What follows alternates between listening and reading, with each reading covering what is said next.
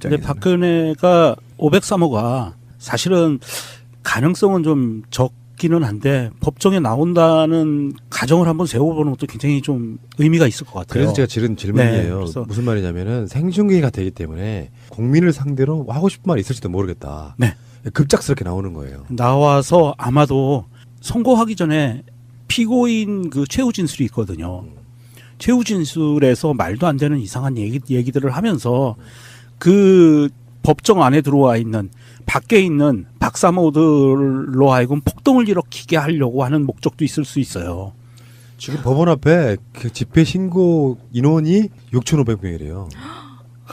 미치겠다. 그래서 지금 그 사법부 안에서 판결 자체를 진흙탕 싸움인 양 보이게 하려고 박근혜가 아마 죄송합니다. 503호가 뭐 죄송할 것까지야 뭐 있어 그게. 아니 그 실명 불어주면은 안 돼요.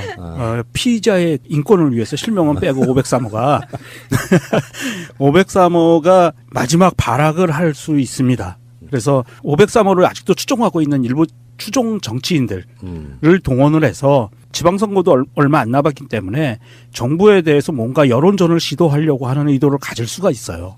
그런 의미에서 나온다고 보면 이거는 굉장히 좀 심각한 상황이 벌어질 수도 있습니다. 아니 뭐 집회 인원 6,500명이요? 두당 2만 원씩만 해도 1억 3천이네요. 네, 실제로 6,500명은 안 나오고 한 600명 정도 나오면 많이 나오죠.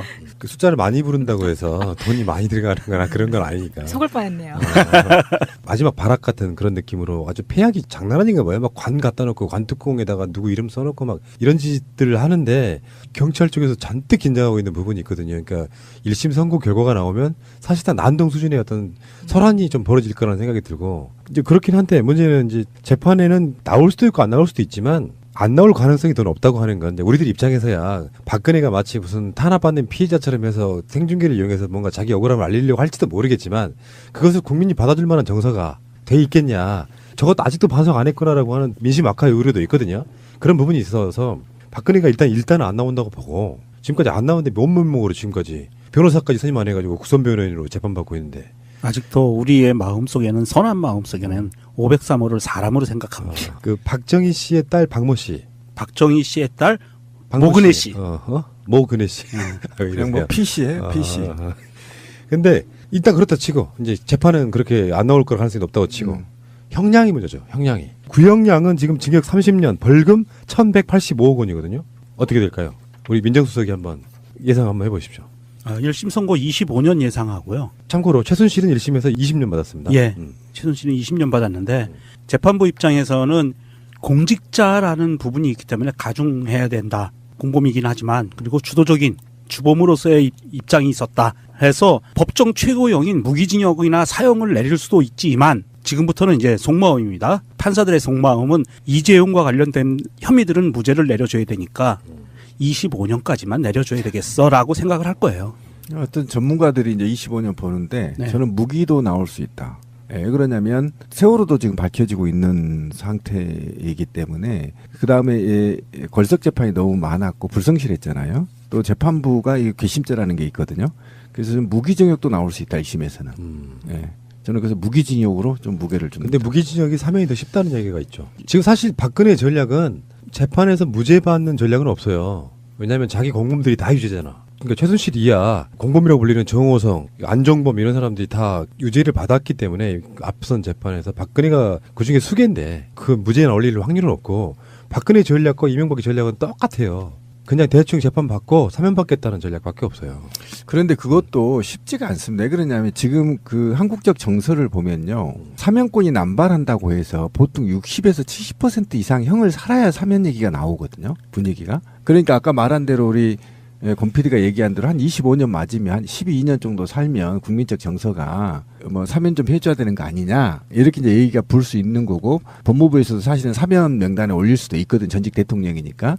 그러니까 무기징역 해버리면 이게 사실은 또 한정이 안 돼 있잖아요. 그러니까 한 10년 살거나 한 5년 살다가 또는 한 10년 정도 있다가 뭐 사면 얘기가 나올 수도 있어서 실제로 형이 30년이든 25년이든 확정되는 것이 사면을 늦추는 건 맞다. 그런데 워낙 죄가 중해서 제가 볼 땐 무기징역 쪽으로 가지 않겠느냐. 예, 그러니까 박근혜 구형이 나왔을 때 대략의 죄들에 대해서 우리가 다 언급을 했기 때문에 또 죄가 무슨 죄가 있어서 얼마를 받을 것이다 뭐 이런 식의 것은 시간 낭비인 것 같고요. 박근혜 씨도 재판에 안 나오는데 우리가 이걸 분석해줄 의미가 없다고 생각해. 박근혜가 혹시 재판에 나와가지고 국민 여러분께 죄송합니다, 다 인정합니다라고 이야기하면요, 우리가 박근혜에 대해서 뭔가 좀 측은지심이라도 가지면서 뭐 20몇 개 제목 중에서 한 이것 정도는 좀 억울하겠다 이 정도는 실드가 가능한데요.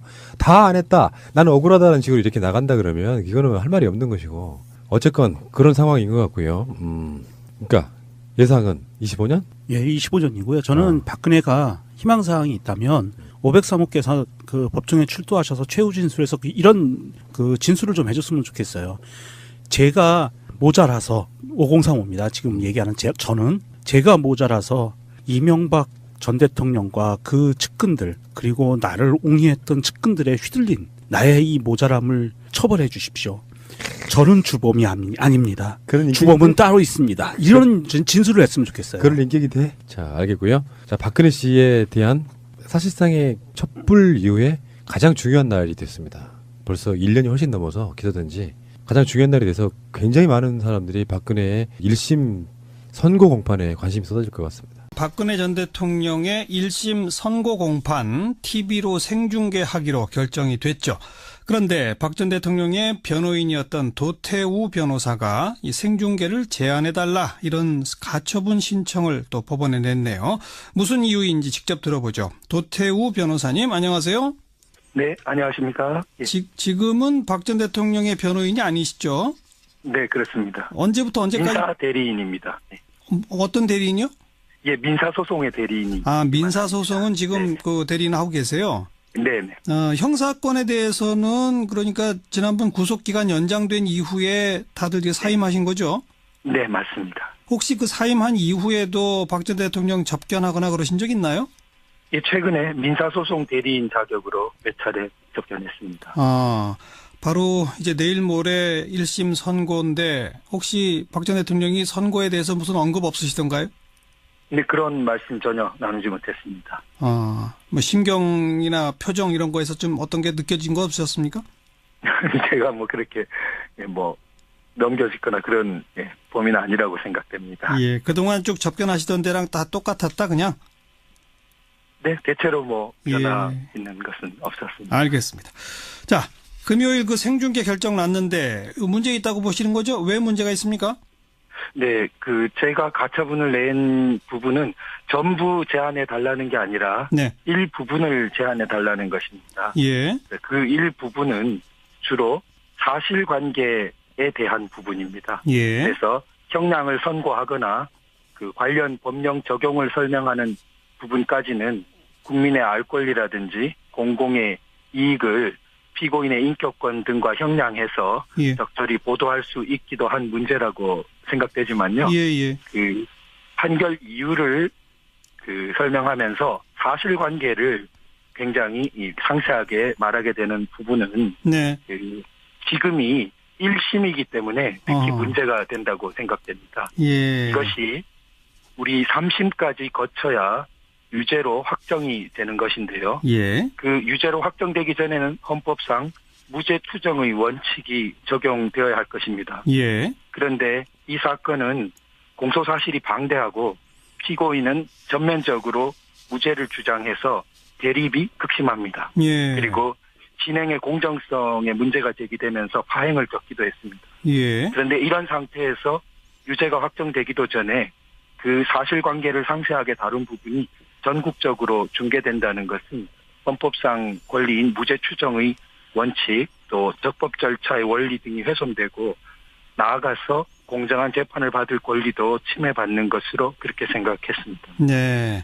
사실관계라고 하는 얘기는 그러니까 검찰 측에서는 박 전 대통령이 이러이러한 범죄를 저질렀다라고 공소한 것이고 네. 거기에 대해서 재판부가 판사가 검사가 제기한 여러 가지 범죄 혐의들에 대해서 뭐는 사실로 나는 봤다, 뭐는 아니다 이런 얘기를 하게 되는 거죠. 네, 변호인의 주장이라는 항목으로 해서 예. 주장을 이렇게 하지만 사실 볼 때 이렇다 이런 부분도 사실관계를 포함하고 있습니다. 그렇죠. 그러니까 이제 그게 결국은 만약 유죄 선고가 내려진다면 유죄의 근거가 되는 범죄 사실들을 쭉 언급하게 된다 이 말인 거죠. 네, 그렇습니다. 그런데 TV를 지켜보는 모든 국민도 이건 1심 선고일 뿐이라는 걸 다 알고 보지 않을까요? 네, 그렇긴 하지만 이것이 전국적으로 일제히 중계된다는 것은 예. 무죄로 추정되어야 하는 피고인의 입장에서 볼 때에는 또 헌법상 원리로 볼 때에는 예. 너무 강한 유죄 추정의 어떤 상황을 만드는 것이 아닌가 그렇게 생각됩니다. 근데 지금 미국이나 영국, 호주, 캐나다 이렇게 다른 많은 나라에서 법원 생중계 하고 있고 그때는 선고할 때에 그런 사실관계 부분을 또 빼고 생중계하거나 그런 게 아니지 않습니까? 네, 미국과 영국 부분 조금 말씀드리고 싶은데요. 예. 미국은 위법 수집 증거 배제 법칙이라든지 이런 적법 절차 원리가 수사 단계에서부터 형사 절차 전반에 걸쳐서 철저하게 준수되는 나라로 유명합니다. 예. 그러한 법 체제이기 때문에 이러한 중개에 대한 범위도 조금 더 열려 있는 것 같습니다. 그렇지만 미국도 일부 주 법원에 대한 것이고 연방 법원은 허용하지 않는 것으로 합니다.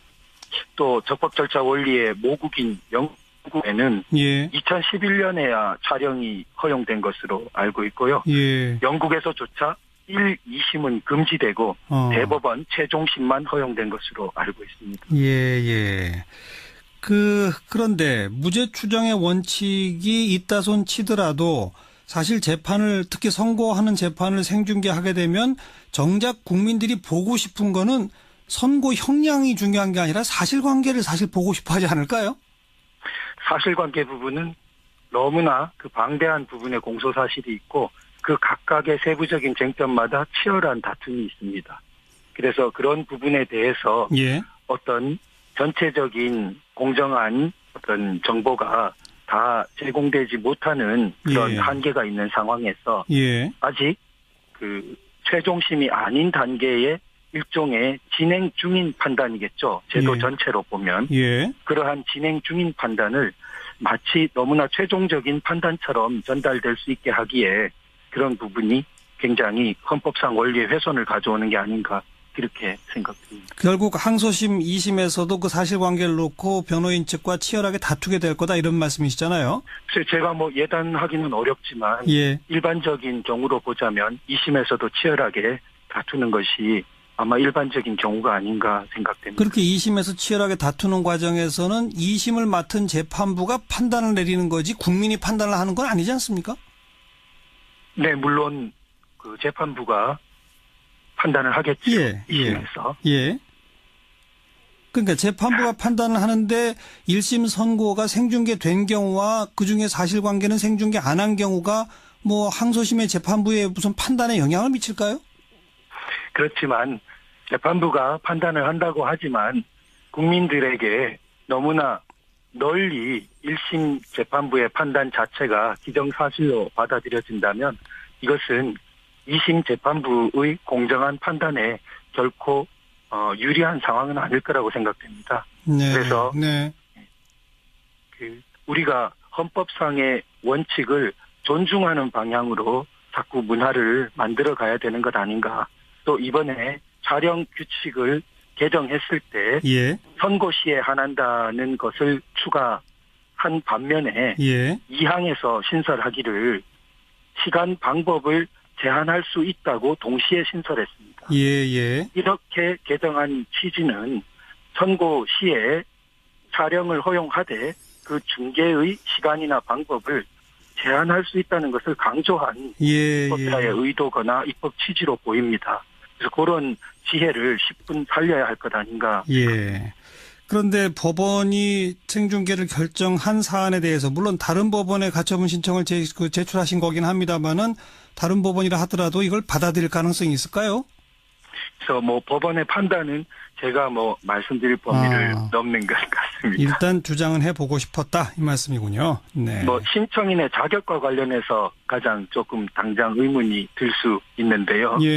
제가 이제 국민의 그냥 일원인 자격으로서 가처분 신청을 냈기 때문에 알겠습니다. 그 부분 네. 그나저나 박 전 대통령 선고하는 날 법정에는 안 나가신다죠? 그 부분은 제가 뭐라고 말씀드리는 아닌 것 같습니다. 여기까지 말씀 듣겠습니다. 고맙습니다. 네, 감사합니다. 도태우 변호사였습니다. 박근혜 전 대통령의 1심 선고 공판 TV로 생중계하기로 결정이 됐죠. 그런데 박 전 대통령의 변호인이었던 도태우 변호사가 이 생중계를 제한해달라 이런 가처분 신청을 또 법원에 냈네요. 무슨 이유인지 직접 들어보죠. 도태우 변호사님 안녕하세요. 네, 안녕하십니까? 예. 지금은 박 전 대통령의 변호인이 아니시죠? 네, 그렇습니다. 언제부터 언제까지? 민사 대리인입니다. 네. 어떤 대리인이요? 예, 민사소송의 대리인이. 민사소송은 지금 네. 그 대리인 하고 계세요? 네네. 형사건에 대해서는 그러니까 지난번 구속기간 연장된 이후에 다들 이제 사임하신 거죠? 네, 맞습니다. 혹시 그 사임한 이후에도 박 전 대통령 접견하거나 그러신 적 있나요? 예, 최근에 민사소송 대리인 자격으로 몇 차례 접견했습니다. 바로 이제 내일 모레 1심 선고인데 혹시 박 전 대통령이 선고에 대해서 무슨 언급 없으시던가요? 근데 그런 말씀 전혀 나누지 못했습니다. 뭐 심경이나 표정 이런 거에서 좀 어떤 게 느껴진 거 없으셨습니까? 제가 뭐 그렇게 뭐 넘겨짓거나 그런 범위는 아니라고 생각됩니다. 예, 그동안 쭉 접견하시던 데랑 다 똑같았다 그냥? 네, 대체로 뭐 변화 예. 있는 것은 없었습니다. 알겠습니다. 자, 금요일 그 생중계 결정 났는데 문제 있다고 보시는 거죠? 왜 문제가 있습니까? 네, 제가 가처분을 낸 부분은 전부 제한해 달라는 게 아니라 네. 일부분을 제한해 달라는 것입니다. 예. 그 일부분은 주로 사실관계에 대한 부분입니다. 예. 그래서 형량을 선고하거나 그 관련 법령 적용을 설명하는 부분까지는 국민의 알 권리라든지 공공의 이익을 피고인의 인격권 등과 형량해서 예. 적절히 보도할 수 있기도 한 문제라고 생각되지만요. 예. 그 판결 이유를 설명하면서 사실관계를 굉장히 상세하게 말하게 되는 부분은 네. 지금이 1심이기 때문에 특히 문제가 된다고 생각됩니다. 예. 이것이 우리 3심까지 거쳐야 유죄로 확정이 되는 것인데요. 예. 그 유죄로 확정되기 전에는 헌법상 무죄 추정의 원칙이 적용되어야 할 것입니다. 예. 그런데 이 사건은 공소사실이 방대하고 피고인은 전면적으로 무죄를 주장해서 대립이 극심합니다. 예. 그리고 진행의 공정성에 문제가 제기되면서 파행을 겪기도 했습니다. 예. 그런데 이런 상태에서 유죄가 확정되기도 전에 그 사실관계를 상세하게 다룬 부분이 전국적으로 중계된다는 것은 헌법상 권리인 무죄 추정의 원칙 또 적법 절차의 원리 등이 훼손되고 나아가서 공정한 재판을 받을 권리도 침해받는 것으로 그렇게 생각했습니다. 네.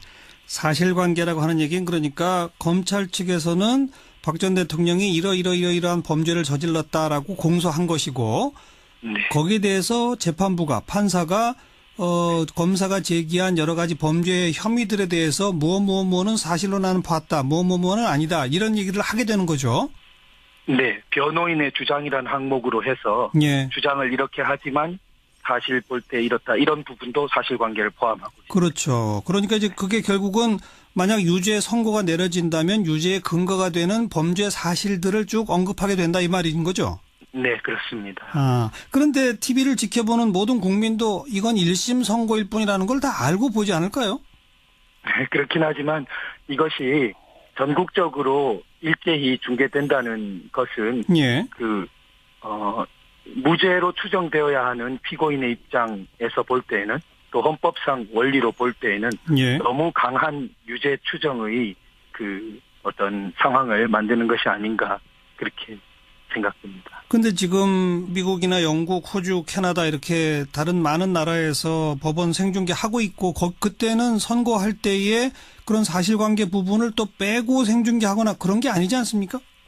네, 미국과 영국 부분 조금 말씀드리고 싶은데요. 예. 미국은 위법 수집 증거 배제 법칙이라든지 이런 적법 절차 원리가 수사 단계에서부터 형사 절차 전반에 걸쳐서 철저하게 준수되는 나라로 유명합니다. 예. 그러한 법 체제이기 때문에 이러한 중개에 대한 범위도 조금 더 열려 있는 것 같습니다. 그렇지만 미국도 일부 주 법원에 대한 것이고 연방 법원은 허용하지 않는 것으로 합니다.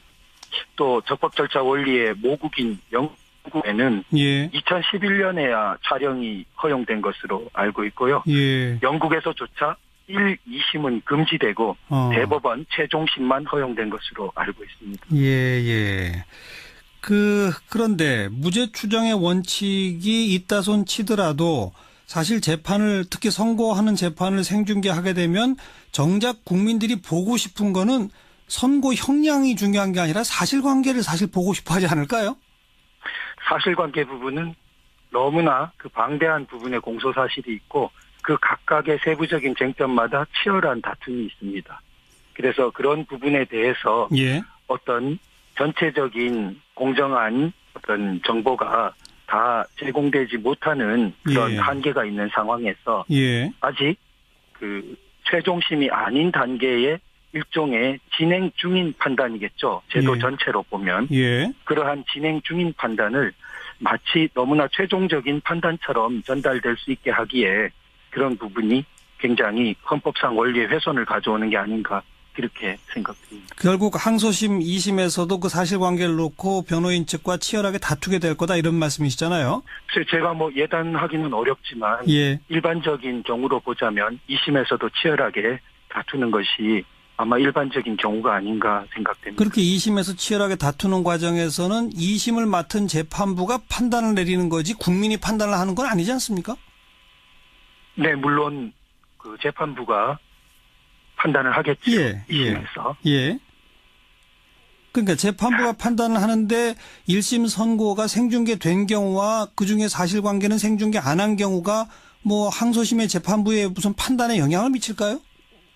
그렇지만 재판부가 판단을 한다고 하지만 국민들에게 너무나 널리 1심 재판부의 판단 자체가 기정사실로 받아들여진다면 이것은 2심 재판부의 공정한 판단에 결코 유리한 상황은 아닐 거라고 생각됩니다. 네. 그래서 네. 우리가 헌법상의 원칙을 존중하는 방향으로 자꾸 문화를 만들어 가야 되는 것 아닌가. 또 이번에 촬영 규칙을 개정했을 때 예. 선고 시에 한한다는 것을 추가한 반면에 예. 2항에서 신설하기를 시간 방법을 제한할 수 있다고 동시에 신설했습니다. 예, 예. 이렇게 개정한 취지는 선고 시에 촬영을 허용하되 그 중계의 시간이나 방법을 제한할 수 있다는 것을 강조한 예, 법자의 의도거나 입법 취지로 보입니다. 그래서 그런 지혜를 10분 살려야 할 것 아닌가. 예. 그런데 법원이 생중계를 결정한 사안에 대해서 물론 다른 법원에 가처분 신청을 제출하신 거긴 합니다만은 다른 법원이라 하더라도 이걸 받아들일 가능성이 있을까요?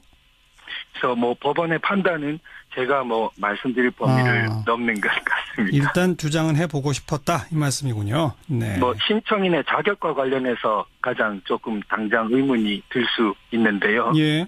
제가 이제 국민의 그냥 일원인 자격으로서 예, 예. 가처분 신청을 냈기 때문에 알겠습니다. 그 부분, 예. 네. 그나저나 박 전 대통령 그 선고하는 날 법정에는 안 나가신다죠?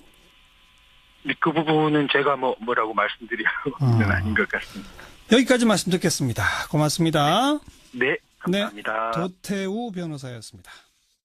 얘기가 나오거든요. 분위기가. 그러니까 아까 말한 대로 우리 권 PD가 얘기한 대로 한 25년 맞으면 한 12년 정도 살면 국민적 정서가 뭐 사면 좀 해줘야 되는 거 아니냐 이렇게 이제 얘기가 불 수 있는 거고 법무부에서도 사실은 사면 명단에 올릴 수도 있거든 전직 대통령이니까. 그러니까 무기징역 해버리면 이게 사실은 또 한정이 안 돼 있잖아요. 그러니까 한 10년 살거나 한 5년 살다가 또는 한 10년 정도 있다가 뭐 사면 얘기가 나올 수도 있어서 실제로 형이 30년이든 25년이든 확정되는 것이 사면을 늦추는 건 맞다. 그런데 워낙 죄가 중해서 제가 볼 땐 무기징역 쪽으로 가지 않겠느냐. 예, 그러니까 박근혜 구형이 나왔을 때 대략의 죄들에 대해서 우리가 다 언급을 했기 때문에 또 죄가 무슨 죄가 있어서 얼마를 받을 것이다 뭐 이런 식의 것은 시간 낭비인 것 같고요. 박근혜 씨도 재판에 안 나오는데 우리가 이걸 분석해줄 의미가 없다고 생각해. 박근혜가 혹시 재판에 나와가지고 국민 여러분께 죄송합니다. 다 인정합니다라고 이야기하면요. 우리가 박근혜에 대해서 뭔가 좀 측은지심으로 더 가지면서 뭐 20몇 개 제목 중에서 한 이것 정도는 좀 억울하겠다. 이 정도는 실드가 가능한데요. 다 안 했다. 나는 억울하다는 식으로 이렇게 나간다 그러면 이거는 할 말이 없는 것이고. 어쨌건 그런 상황인 것 같고요. 그러니까 예상은 25년? 예, 25년이고요. 저는 박근혜가 희망사항이 있다면 503호께서 그 법정에 출두하셔서 최후 진술에서 이런 그 진술을 좀 해줬으면 좋겠어요. 제가 모자라서 5035입니다. 지금 얘기하는 저는 제가 모자라서 이명박 전 대통령과 그 측근들 그리고 나를 옹이했던 측근들에 휘둘린 나의 이 모자람을 처벌해 주십시오. 저는 주범이 아닙니다. 그런 주범은 따로 있습니다. 이런 진술을 했으면 좋겠어요. 그럴 인격이 돼? 자, 알겠고요. 자, 박근혜 씨에 대한 사실상의 촛불 이후에 가장 중요한 날이 됐습니다. 벌써 1년이 훨씬 넘어서 기소된 지 가장 중요한 날이 돼서 굉장히 많은 사람들이 박근혜의 1심 선고 공판에 관심이 쏟아질 것 같습니다. 박근혜 전 대통령의 1심 선고 공판 TV로 생중계하기로 결정이 됐죠. 그런데 박 전 대통령의 변호인이었던 도태우 변호사가 이 생중계를 제한해달라 이런 가처분 신청을 또 법원에 냈네요. 무슨 이유인지 직접 들어보죠. 도태우 변호사님 안녕하세요. 네, 안녕하십니까? 예. 지금은 박 전 대통령의 변호인이 아니시죠? 네, 그렇습니다. 언제부터 언제까지? 민사 대리인입니다. 네. 어떤 대리인이요? 예, 민사소송의 대리인이. 민사소송은 지금 네. 그 대리인 하고 계세요? 네네. 형사건에 대해서는 그러니까 지난번 구속기간 연장된 이후에 다들 이제 사임하신 거죠? 네, 맞습니다. 혹시 그 사임한 이후에도 박 전 대통령 접견하거나 그러신 적 있나요? 예, 최근에 민사소송 대리인 자격으로 몇 차례 접견했습니다. 바로 이제 내일 모레 1심 선고인데 혹시 박 전 대통령이 선고에 대해서 무슨 언급 없으시던가요? 네, 그런 말씀 전혀 나누지 못했습니다. 뭐 심경이나 표정 이런 거에서 좀 어떤 게 느껴진 거 없으셨습니까? 제가 뭐 그렇게 뭐 넘겨짓거나 그런 범위는 아니라고 생각됩니다. 예, 그동안 쭉 접견하시던 데랑 다 똑같았다 그냥? 네, 대체로 뭐 변화 예. 있는 것은 없었습니다. 알겠습니다. 자, 금요일 그 생중계 결정 났는데 문제 있다고 보시는 거죠? 왜 문제가 있습니까? 네, 제가 가처분을 낸 부분은 전부 제한해 달라는 게 아니라 네. 일부분을 제한해 달라는 것입니다. 예. 그 일부분은 주로 사실관계에 대한 부분입니다. 예. 그래서 형량을 선고하거나 그 관련 법령 적용을 설명하는 부분까지는 국민의 알 권리라든지 공공의 이익을 피고인의 인격권 등과 형량해서 예. 적절히 보도할 수 있기도 한 문제라고 생각되지만요. 예. 그 판결 이유를 설명하면서 사실관계를 굉장히 상세하게 말하게 되는 부분은 네. 지금이 1심이기 때문에 특히 문제가 된다고 생각됩니다. 근데 박근혜가 503호가 사실은 가능성은 좀 적기는 한데 법정에 나온다는 가정을 한번 세워보는 것도 굉장히 좀 의미가 있을 것 같아요. 그래서 제가 지른 질문이에요. 네, 그래서 무슨 말이냐면은 생중계가 되기 때문에 국민을 상대로 하고 싶은 말이 있을지도 모르겠다. 네. 급작스럽게 나오는 거예요. 나와서 아마도 선고하기 전에 피고인 그 최후 진술이 있거든요. 최후 진술에서 말도 안 되는 이상한 얘기들을 하면서 그 법정 안에 들어와 있는 밖에 있는 박사모들로 하여금 폭동을 일으키게 하려고 하는 목적도 있을 수 있어요. 지금 법원 앞에 그 집회 신고 인원이 6,500명이래요. 미치겠다. 그래서 지금 그 사법부 안에서 판결 자체를 진흙탕 싸움인 양 보이게 하려고 박근혜가 아마 죄송합니다. 503호가 뭐 죄송할 것까지야 뭐 있어 그게. 아니 그 실명 불러주면은 안 돼요. 피의자의 인권을 위해서 실명은 빼고 503호가 503호가 마지막 발악을 할 수 있습니다. 그래서 503호를 아직도 추종하고 있는 일부 추종 정치인들을 동원을 해서 지방선거도 얼마 안 남았기 때문에 정부에 대해서 뭔가 여론전을 시도하려고 하는 의도를 가질 수가 있어요. 그런 의미에서 나온다고 보면 이거는 굉장히 좀 심각한 상황이 벌어질 수도 있습니다. 아니 뭐 집회 인원 6,500명이요? 두당 2만 원씩만 해도 1억 3천이네요. 근데 실제로 6,500명은 안 나오고 한 600명 정도 나오면 많이 나오죠. 그 숫자를 많이 부른다고 해서 돈이 많이 들어가는 거나 그런 건 아니니까. 속을 뻔했네요. 마지막 발악 같은 그런 느낌으로 아주 폐악이 장난 아닌가 봐요. 막 관 갖다 놓고 관뚜껑에다가 누구 이름 써놓고 막 이런 짓들을 하는데 경찰 쪽에서 잔뜩 긴장하고 있는 부분이 있거든요. 그러니까 1심 선고 결과가 나오면 사실상 난동 수준의 어떤 설환이 좀 벌어질 거라는 생각이 들고 이제 그렇긴 한데 문제는 이제 재판에는 나올 수도 있고 안 나올 수도 있지만 안 나올 가능성이 더 높다고 하는 건 이제 우리들 입장에서야 박근혜가 마치 무슨 탄압받는 피해자처럼 해서 생중계를 이용해서 뭔가 자기 억울함을 알리려고 할지도 모르겠지만 그것을 국민이 받아줄 만한 정서가 돼 있겠냐. 저것도 아직도 반성 안 했구나라고 하는 민심 악화의 우려도 있거든요. 그런 부분이 있어서 박근혜가 일단은 안 나온다고 보고 지금까지 안 나오는데 맨몸으로 지금까지 변호사까지 선임 안 해가지고 국선 변호인으로 재판받고 있는데 아직도 우리의 마음속에는 선한 마음속에는 503호를 사람으로 생각합니다. 그 박정희 씨의 딸 박모 씨, 박정희 씨의 딸 박모 모근혜 씨. 모근혜 씨. 그냥 뭐 PC예요, PC. 근데 일단 그렇다 치고 이제 재판은 그렇게 안 나올 걸 가능성이 높다고 치고 형량이 문제죠. 형량이. 구형량은 지금 징역 30년, 벌금 1,185억 원이거든요. 어떻게 될까요? 우리 민정수석이 한번 예상 한번 해보십시오. 1심 선고 25년 예상하고요. 참고로 최순실은 1심에서 20년 받았습니다. 예.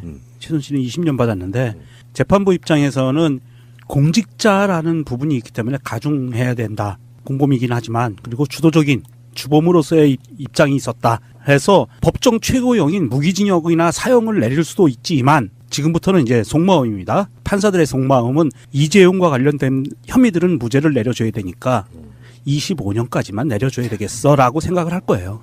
어떤 전문가들이 이제 25년 보는데 네. 저는 무기도 나올 수 있다. 왜 그러냐면 세월호도 지금 밝혀지고 있는 상태이기 때문에 그 다음에 걸석 재판이 너무 많았고 불성실했잖아요. 또 재판부가 이 괘씸죄라는 게 있거든요. 그래서 좀 무기징역도 나올 수 있다 1심에서는. 예. 저는 그래서 무기징역으로 좀 무게를 줍니다. 근데 무기징역이 사면이 더 쉽다는 얘기가 있죠. 지금 사실 박근혜 전략은 재판에서 무죄 받는 전략은 없어요. 왜냐하면 자기 공범들이 다 유죄잖아. 그러니까 최순실 이하 공범이라고 불리는 정호성, 안정범 이런 사람들이 다 유죄를 받았기 때문에 앞선 재판에서 박근혜가 그중에 수개인데 그 무죄에 올릴 확률은 없고 박근혜 전략과 이명박의 전략은 똑같아요. 그냥 대충 재판 받고 사면 받겠다는 전략밖에 없어요. 그런데 그것도 쉽지가 않습니다. 왜 그러냐면 지금 그 한국적 정서를 보면요. 사면권이 남발한다고 해서 보통 60에서 70% 이상 형을 살아야 사면 있기도 한 문제라고 생각되지만요. 예. 그 판결 이유를 설명하면서 사실관계를 굉장히 상세하게 말하게 되는 부분은 네.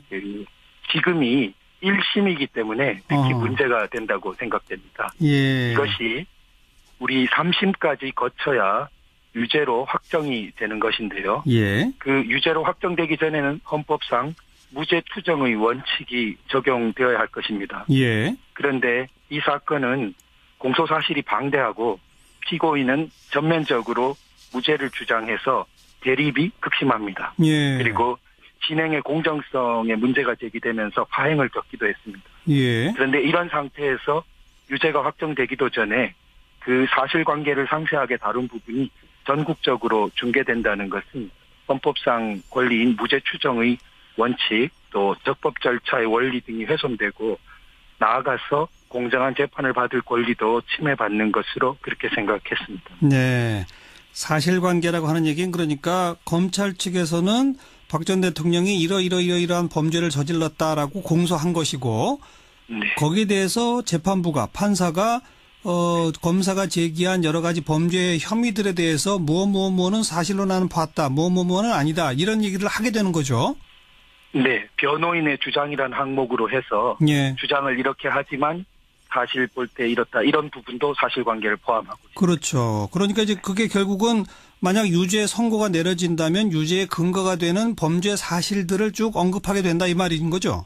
네, 그렇습니다. 그런데 TV를 지켜보는 모든 국민도 이건 1심 선고일 뿐이라는 걸 다 알고 보지 않을까요? 네, 그렇긴 하지만 이것이 전국적으로 일제히 중계된다는 것은 예. 무죄로 추정되어야 하는 피고인의 입장에서 볼 때에는 또 헌법상 원리로 볼 때에는 예. 너무 강한 유죄 추정의 어떤 상황을 만드는 것이 아닌가 그렇게 생각됩니다. 근데 지금 미국이나 영국, 호주, 캐나다 이렇게 다른 많은 나라에서 법원 생중계 하고 있고 그때는 선고할 때에 그런 사실관계 부분을 또 빼고 생중계하거나 그런 게 아니지 않습니까? 예, 미국과 영국 부분 조금 말씀드리고 싶은데요. 예. 미국은 위법 수집 증거 배제 법칙이라든지 이런 적법 절차 원리가 수사 단계에서부터 형사 절차 전반에 걸쳐서 철저하게 준수되는 나라로 유명합니다. 예. 그러한 법 체제이기 때문에 이러한 중개에 대한 범위도 조금 더 열려 있는 것 같습니다. 그렇지만 미국도 일부 주 법원에 대한 것이고 연방 법원은 허용하지 않는 것으로 합니다. 또 적법 절차 원리의 모국인 영국에는 2011년에야 촬영이 허용된 것으로 알고 있고요. 영국에서조차 1, 2심은 금지되고 대법원 최종심만 허용된 것으로 알고 있습니다. 그런데 무죄 추정의 원칙이 있다 손 치더라도 사실 재판을 특히 선고하는 재판을 생중계하게 되면 정작 국민들이 보고 싶은 거는 선고 형량이 중요한 게 아니라 사실관계를 사실 보고 싶어 하지 않을까요? 사실관계 부분은 너무나 그 방대한 부분의 공소사실이 있고 그 각각의 세부적인 쟁점마다 치열한 다툼이 있습니다. 그래서 그런 부분에 대해서 어떤 전체적인 공정한 어떤 정보가 다 제공되지 못하는 그런 한계가 있는 상황에서 아직 그 최종심이 아닌 단계의 일종의 진행 중인 판단이겠죠. 제도 전체로 보면. 그러한 진행 중인 판단을 마치 너무나 최종적인 판단처럼 전달될 수 있게 하기에 그런 부분이 굉장히 헌법상 원리의 훼손을 가져오는 게 아닌가 그렇게 생각됩니다. 결국 항소심 2심. 이것이 우리 3심까지 거쳐야 유죄로 확정이 되는 것인데요. 그 유죄로 확정되기 전에는 헌법상 무죄 추정의 원칙이 적용되어야 할 것입니다. 그런데 이 사건은 공소사실이 방대하고 피고인은 전면적으로 무죄를 주장해서 대립이 극심합니다. 그리고 진행의 공정성에 문제가 제기되면서 파행을 겪기도 했습니다. 그런데 이런 상태에서 유죄가 확정되기도 전에 그 사실관계를 상세하게 다룬 부분이 전국적으로 중개된다는 것은 헌법상 권리인 무죄 추정의 원칙 또 적법 절차의 원리 등이 훼손되고 나아가서 공정한 재판을 받을 권리도 침해받는 것으로 그렇게 생각했습니다. 사실관계라고 하는 얘기는 그러니까 검찰 측에서는 박 전 대통령이 이러이러한 범죄를 저질렀다라고 공소한 것이고 거기에 대해서 재판부가 판사가 검사가 제기한 여러 가지 범죄의 혐의들에 대해서 무엇은 사실로 나는 봤다. 무엇은 아니다. 이런 얘기를 하게 되는 거죠. 네. 변호인의 주장이란 항목으로 해서 주장을 이렇게 하지만 사실 볼 때 이렇다. 이런 부분도 사실관계를 포함하고 있습니다. 그렇죠. 그러니까 이제 그게 결국은 만약 유죄 선고가 내려진다면 유죄의 근거가 되는 범죄 사실들을 쭉 언급하게 된다 이 말인 거죠. 네, 그렇습니다. 그런데 TV를 지켜보는 모든 국민도 이건 1심 선고일 뿐이라는 걸 다 알고 보지 않을까요? 네, 그렇긴 하지만 이것이 전국적으로 일제히 중개된다는 것은 무죄로 추정되어야 하는 피고인의 입장에서 볼 때에는 또 헌법상 원리로 볼 때에는 너무 강한 유죄 추정의 그 어떤 상황을 만드는 것이 아닌가 그렇게 생각됩니다. 근데 지금 미국이나 영국, 호주, 캐나다 이렇게 다른 많은 나라에서 법원 생중계하고 있고 그때는 선고할 때에 그런 사실관계 부분을 또 빼고 생중계하거나 그런 게 아니지 않습니까? 네, 그 미국과 영국 부분 조금 말씀드리고 싶은데요. 그 미국은 위법 수집 증거 배제 법칙이라든지 이런 적법 절차 원리가 수사 단계에서부터 형사 절차 전반에 걸쳐서 철저하게 준수되는 나라로 유명합니다. 그러한 그 법 체제이기 때문에 그 이러한 중개에 대한 범위도 조금 더 열려 있는 것 같습니다. 그렇지만 미국도 일부 주 법원에 대한 것이고 연방 법원은 허용하지 않는 것으로 합니다. 또 적법 절차 원리의 모국인 영국에는 2011년에야 촬영이 허용된 것으로 알고 있고요. 영국에서조차 1, 2심은 금지되고 대법원 최종심만 허용된 것으로 알고 있습니다. 그런데 무죄 추정의 원칙이 있다 손 치더라도 사실 재판을 특히 선고하는 재판을 생중계하게 되면 정작 국민들이 보고 싶은 거는 선고 형량이 중요한 게 아니라 사실관계를 사실 보고 싶어 하지 않을까요? 사실관계 부분은 너무나 그 방대한 부분의 공소사실이 있고 그 각각의 세부적인 쟁점마다 치열한 다툼이 있습니다. 그래서 그런 부분에 대해서 어떤 전체적인 공정한 어떤 정보가 다 제공되지 못하는 그런 한계가 있는 상황에서 아직 그 최종심이 아닌 단계의 일종의 진행 중인 판단이겠죠. 제도 예. 전체로 보면. 예. 그러한 진행 중인 판단을 마치 너무나 최종적인 판단처럼 전달될 수 있게 하기에 그런 부분이 굉장히 헌법상 원리의 훼손을 가져오는 게 아닌가 이렇게 생각됩니다. 결국 항소심 2심에서도 그 사실관계를 놓고 변호인 측과 치열하게 다투게 될 거다 이런 말씀이시잖아요. 그래서 제가 뭐 예단하기는 어렵지만 예. 일반적인 경우로 보자면 2심에서도 치열하게 다투는 것이 아마 일반적인 경우가 아닌가 생각됩니다. 그렇게 2심에서 치열하게 다투는 과정에서는 2심을 맡은 재판부가 판단을 내리는 거지 국민이 판단을 하는 건 아니지 않습니까? 네, 물론 그 재판부가 판단을 하겠죠. 예. 2심에서. 예. 그러니까 재판부가 판단을 하는데 1심 선고가 생중계된 경우와 그중에 사실관계는 생중계 안 한 경우가 뭐 항소심의 재판부의 무슨 판단에 영향을 미칠까요? 그렇지만 재판부가 판단을 한다고 하지만 국민들에게 너무나 널리 1심 재판부의 판단 자체가 기정사실로 받아들여진다면 이것은 2심 재판부의 공정한 판단에 결코 유리한 상황은 아닐 거라고 생각됩니다. 네. 그래서 네. 우리가 헌법상의 원칙을 존중하는 방향으로 자꾸 문화를 만들어 가야 되는 것 아닌가. 또 이번에 촬영 규칙을 개정했을 때 예. 선고 시에 한한다는 것을 추가한 반면에 예. 2항에서 신설하기를 시간 방법을 제한할 수 있다고 동시에 신설했습니다. 예. 예. 이렇게 개정한 취지는 선고 시에 촬영을 허용하되 그 중계의 시간이나 방법을 제한할 수 있다는 것을 강조한 예. 법자의 의도거나 입법 취지로 보입니다. 그래서 그런 지혜를 10분 살려야 할 것 아닌가. 예. 그런데 법원이 생중계를 결정한 사안에 대해서 물론 다른 법원에 가처분 신청을 제출하신 거긴 합니다만은 다른 법원이라 하더라도 이걸 받아들일 가능성이 있을까요? 그래서 뭐 법원의 판단은 제가 뭐 말씀드릴 범위를 넘는 것 같습니다. 일단 주장은 해보고 싶었다 이 말씀이군요. 네. 뭐 신청인의 자격과 관련해서 가장 조금 당장 의문이 들 수 있는데요. 예. 제가 이제 국민의 그냥 일원인 자격으로서 예. 가처분 신청을 냈기 때문에 알겠습니다. 그 부분 예. 네. 그나저나 박 전 대통령 그 선고하는 날 법정에는 안 나가신다죠? 그 부분은 제가 뭐라고 말씀드리는 아닌 것 같습니다. 여기까지 말씀 듣겠습니다. 고맙습니다. 네, 감사합니다. 도태우 변호사였습니다. 박근혜 전 대통령의 1심 선고 공판 TV로 생중계하기로 결정이 됐죠. 그런데 박 전 대통령의 변호인이었던 도태우 변호사가 이 생중계를 제한해달라 이런 가처분 신청을 또 법원에 냈네요. 무슨 이유인지 직접 들어보죠. 도태우 변호사님 안녕하세요.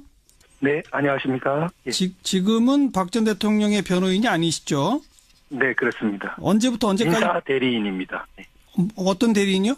예, 민사소송의 대리인이. 아, 민사소송은 지금 네. 그 대리인 하고 계세요? 네네. 형사건에 대해서는 그러니까 지난번 구속기간 연장된 이후에 다들 이제 사임하신 거죠? 네, 맞습니다. 혹시 그 사임한 이후에도 박 전 대통령 접견하거나 그러신 적 있나요? 예, 최근에 민사소송 대리인 자격으로 몇 차례 접견했습니다. 아, 바로 이제 내일 모레 1심 선고인데 혹시 박 전 대통령이 선고에 대해서 무슨 언급 없으시던가요? 네, 그런 말씀 전혀 나누지 못했습니다. 뭐 심경이나 표정 이런 거에서 좀 어떤 게 느껴진 거 없으셨습니까? 제가 뭐 그렇게 뭐 넘겨짓거나 그런 범위는 아니라고 생각됩니다. 예, 그동안 쭉 접견하시던 데랑 다 똑같았다 그냥? 네, 대체로 뭐 변화 예. 있는 것은 없었습니다. 알겠습니다. 자, 금요일 그 생중계 결정 났는데 문제 있다고 보시는 거죠? 왜 문제가 있습니까? 네, 제가 가처분을 낸 부분은 전부 제한해 달라는 게 아니라 네. 일부분을 제한해 달라는 것입니다. 예. 그 일부분은 주로 사실관계에 대한 부분입니다. 예. 그래서 형량을 선고하거나 그 관련 법령 적용을 설명하는 부분까지는 국민의 알 권리라든지 공공의 이익을 피고인의 인격권 등과 형량해서 예. 적절히 보도할 수